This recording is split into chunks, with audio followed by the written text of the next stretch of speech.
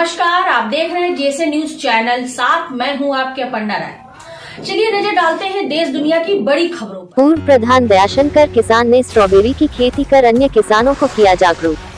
कानपुर नरवर तहसील क्षेत्र के गांव ताजपुर में पूर्व प्रधान दयाशंकर ने 10 बिस्वा जमीन बलकट लेकर उसमें स्ट्रॉबेरी की फसल तैयार किया है, जो कि स्ट्रॉबेरी की फसल को किसान रोजाना देखने आते हैं और जानकारियां लेकर स्ट्रॉबेरी की फसल तैयार करने की बात करते हैं। किसान दयाशंकर ने बताया, स्ट्रॉबेरी की फसल सितंबर माह में रोपाई की जाती है और दिसंबर माह में फल पकना शुरू हो जाता है। दयाशंकर किसान ने बताया, स्ट्रॉबेरी की फसल करने में अधिक मुनाफा होता है और कम समय में फसल तैयार हो जाती है। किसान दयाशंकर ने बताया कि 10 बिस्वा जमीन में स्ट्रॉबेरी के पौधे 5,000 लगे थे, जिनकी कीमत 50,000 और अन्य लागत अभी तक करीब 80,000 रुपए लग चुके हैं, जबकि अभी फल पकना शुरू हुआ है, जिसका मंडियों में रेट करीब 400 रुपए किलो के हिसाब से बिकने की जानकारी है। किसान दयाशंकर ने बताया, स्ट्रॉबेरी की फसल तैयार कर आय को दोगुना कर किसानों को जागरूक करने का काम कर रहे हैं, ताकि अन्य किसानों को स्ट्रॉबेरी की फसल का लाभ मिल सके। जीएसए न्यूज के लिए कानपुर ब्यूरो प्रमुख वीरेंद्र कुशवाहा की खास रिपोर्ट।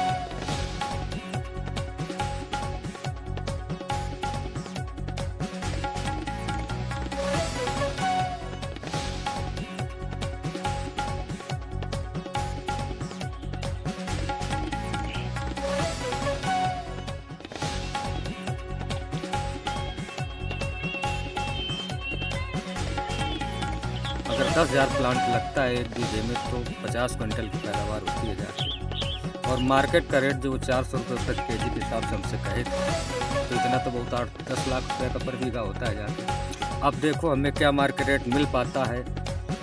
अब इसमें मौसम और उसके साथ साथ कोरोना काल की वजह से काफ़ी हमें दिक्कतें आ रही हैं।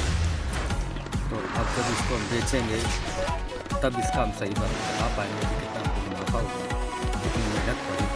बशर्ते इस पौधे की देख रेख बहुत पड़ती है, इसको जो है कि 1 भी सेकंड के लिए छोड़ा नहीं जा सकता। अच्छा, ये जो आपने मतलब ये तैयार किया है स्ट्रॉबेरी का पूरा ये जो बनाया है, इसमें लागत लगभग कितनी आई होगी क्या? इसमें अब हमारे पास 1000 पौधे में लगभग 1 लाख रुपये लगा। 50,000 का हमारा पौधा आया था। मल्चिंग लगवाई, खादें पड़ी, गहरी जुताई पड़ी, एक लेबर परमानेंट डांटने के लिए रखना पड़ता है और देख रेख काफ़ी ज़्यादा करनी पड़ती है। तो सारे खर्चे 1 लाख के आसपास हमारा हो चुका है। अच्छा, ये फसल जैसे जंगल में आप तैयार कर रहे हैं, किन किन चीज़ों से इसके बचत के लिए जो है आप जो है उपयोग करते हैं? नहीं, किन चीज़ों से नुकसान इसमें ज़्यादा रहता है? इसमें नुकसान तो पेड़ में मिट्टी नहीं लगना चाहिए। इसमें अगर नहर का पानी लगाते हैं, तालाब का पानी, तो गंदा पानी नहीं लगा सकते, क्योंकि उससे फंगस होने का खतरा रहता है। तो ज़्यादातर इससे ट्यूबवेल का पानी इसमें लगाते हैं। और इसमें मेन चीज़ होती है, इसमें ड्रिप इरीगेशन वाला सिस्टम होना चाहिए।